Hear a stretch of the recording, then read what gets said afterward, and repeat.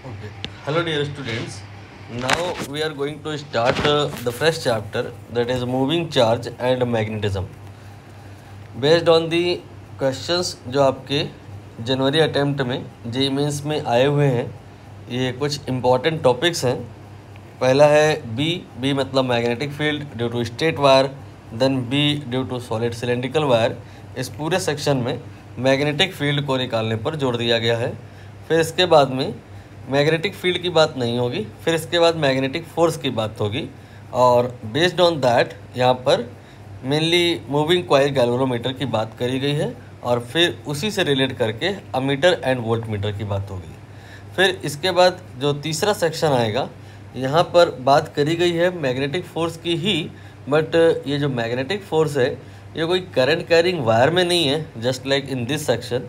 यहाँ पर magnetic force जो होगा that will be on a moving charge. तो चार्ज के मोशन को मैग्नेटिक फील्ड किस प्रकार से प्रभावित करेगी, we will discuss it in this section. थोड़ा सा मैं आपको समराइज़ कर दूं, ताकि अगर आपको कुछ भी नहीं आता है तो थोड़ा थोड़ा समझ में आने लग जाए. यहाँ पर सबसे पहले अगर इस चैप्टर की बात हो रही है तो हमें एक मैग्नेट को पिक करना होगा, because we are well familiar with that. तो यहाँ पर ये एक मैग्नेट है, इसे हमने M1 कहा. ये एक मैग्नेट है, इसे मैंने M2 कहा. ऐसा देखा जाता है कि ये दोनों मैग्नेट अट्रैक्ट भी करते हैं, समटाइम रिपेल भी करते हैं. आप जानते ही होंगे, लाइक पोल अनलाइक पोल डिपेंड करता है, फेस कर रहे हैं, अकॉर्डिंगली अट्रैक्ट या रिपेल कुछ भी हो सकता है. मोरओवर ऐसा नहीं है कि अट्रैक्शन या रिपल्शन हो. ये मैग्नेट जो है ना, आपस में एक दूसरे पे टॉर्क भी अप्लाई कर सकते हैं. Lot many possibilities. फोर्स भी हो सकता है यहाँ पे, और टॉर्क भी हो सकता है. फोर्स जो है वो दो प्रकार का हो सकता है, अट्रैक्टिव भी हो सकता है, रिपल्सिव भी हो सकता है. ये सब बात आपको ऑलरेडी आती है. हमें चैप्टर की कनेक्टिविटी लेना है अगर, तो समझना होगा कि ये जो फोर्स होता है ये वन स्टेप में नहीं होता है. इस बात का क्या मतलब है कि मान लेते हैं हम यहाँ पे कि थोड़ी देर के लिए ये जो मैग्नेट है यहाँ पे नहीं है.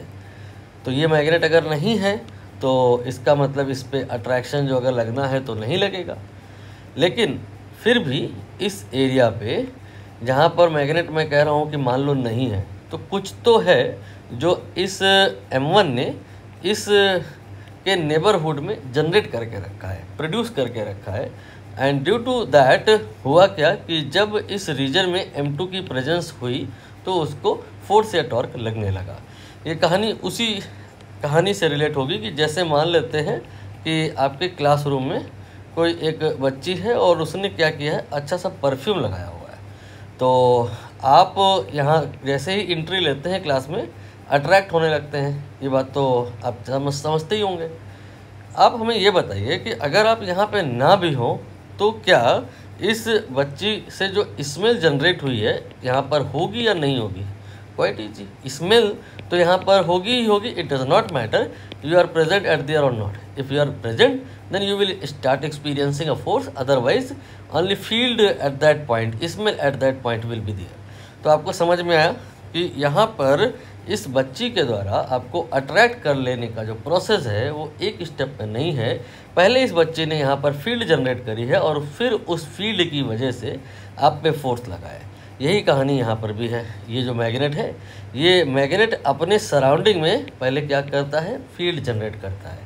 और अगर यहाँ पर मैग्नेट ये वाला नहीं है तो कोई बात नहीं, कोई फोर्स नहीं लगेगा उस पर. बट अगर ये M2 यहाँ पे प्रेजेंट है because of the magnet, because of the M1, ये कहना उतना ठीक नहीं होगा.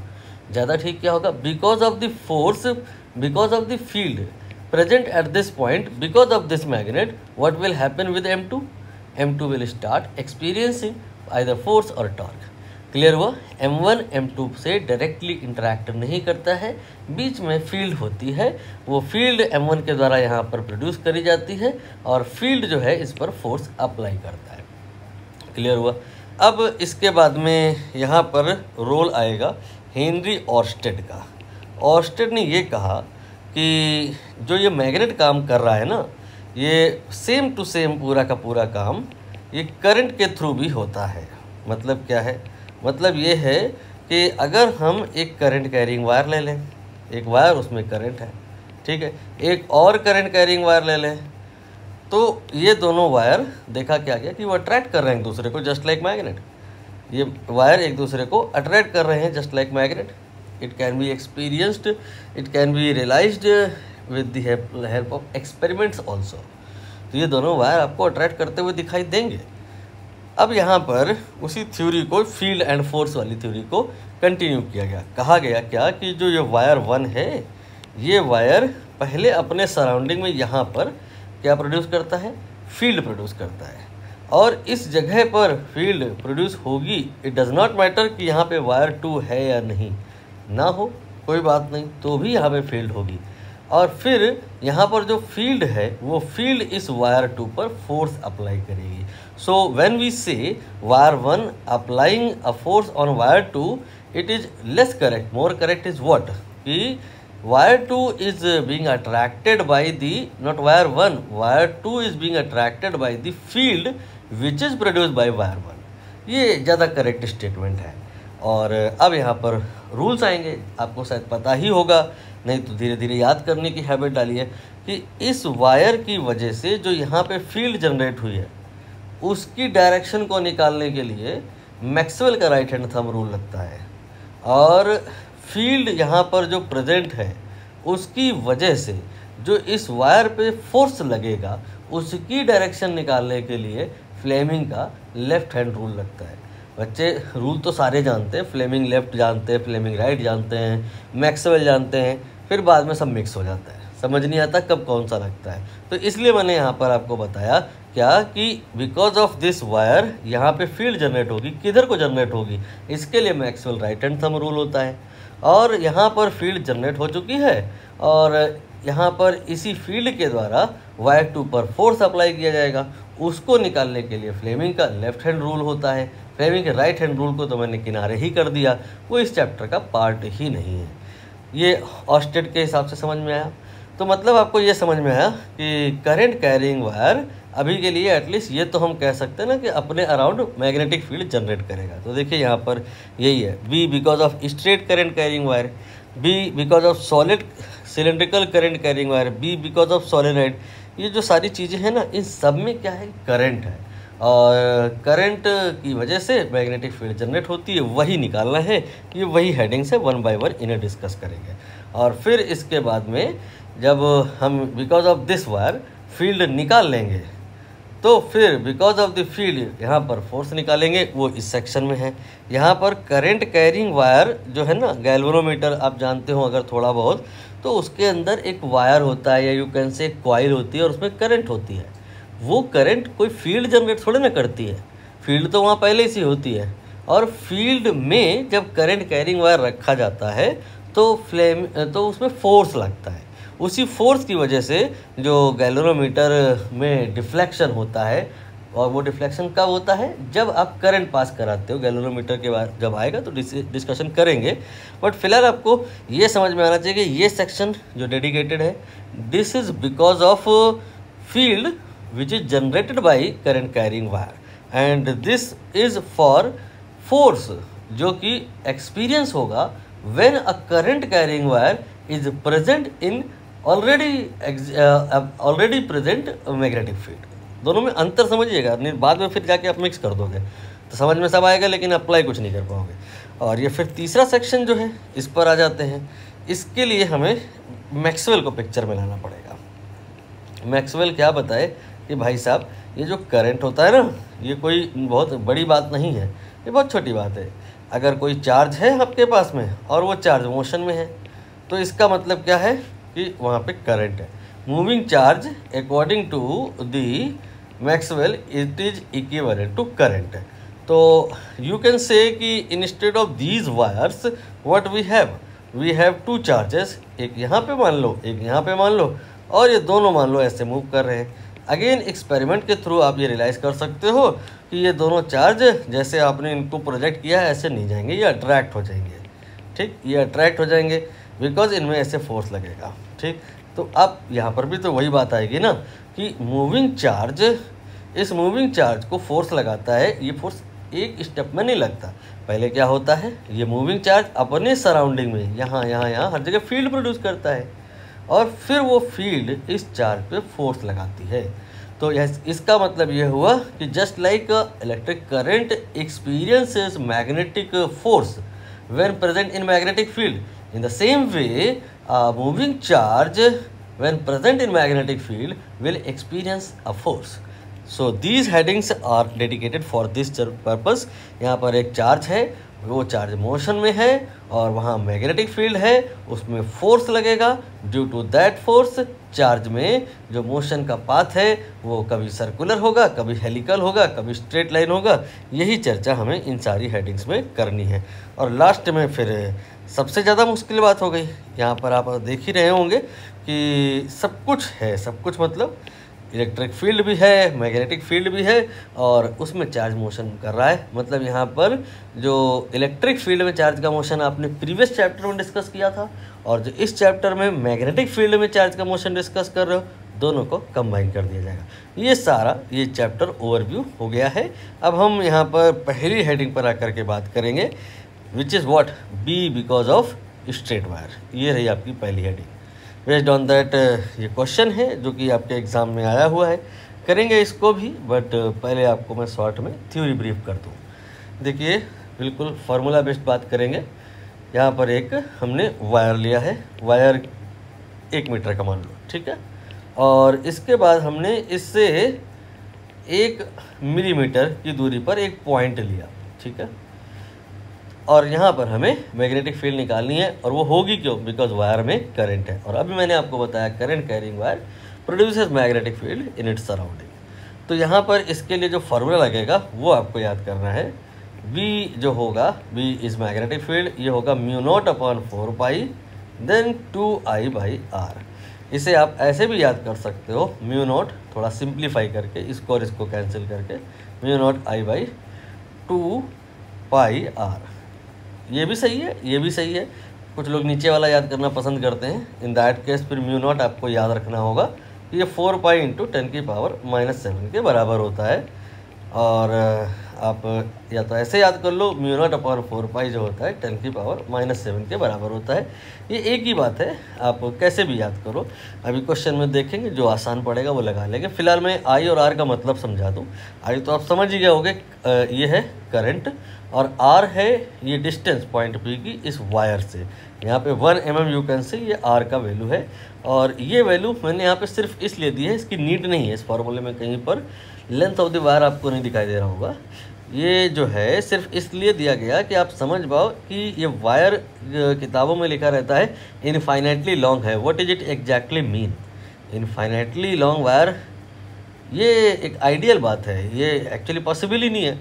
यहाँ पर इनफाइनाइटली लॉन्ग का मतलब ये है कि if length of the wire is too much greater compare to this, then we can say the wire is infinitely long, and that time we can apply this formula for the calculation of field magnitude.